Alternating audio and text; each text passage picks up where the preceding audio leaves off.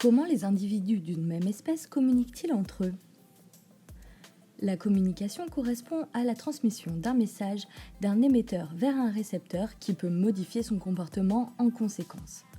La communication intraspécifique est la communication entre individus d'une même espèce.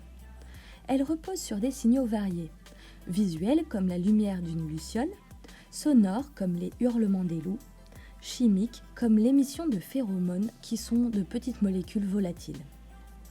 Elle permet d'assurer les grandes fonctions biologiques, défense et survie, nutrition, recherche de partenaires et soins parentaux.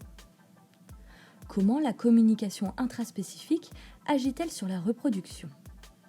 Chez de nombreuses espèces, se reproduire avec une femelle peut être comparé à une ressource limitante conduisant à un comportement de compétition chez les mâles. On parle de sélection intrasexuelle. Si les femelles en viennent à préférer systématiquement des mâles émettant certains signaux, on parle de sélection intersexuelle. Ces signaux peuvent être certains phénotypes révélateurs d'un avantage sélectif, tels qu'une bonne capacité à trouver de la nourriture ou à survivre aux parasites. Ceci peut aboutir à du dimorphisme sexuel. En quoi la communication intraspécifique est-elle impliquée dans le processus de spéciation?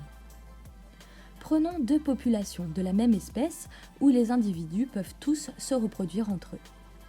Imaginons que la communication ne passe plus entre les mâles de la population 1 et les femelles de la population 2. Alors, les deux populations vont, au cours des générations, évoluer de façon indépendante en cessant de se reproduire entre elles. Cet isolement reproducteur peut aboutir à une spéciation.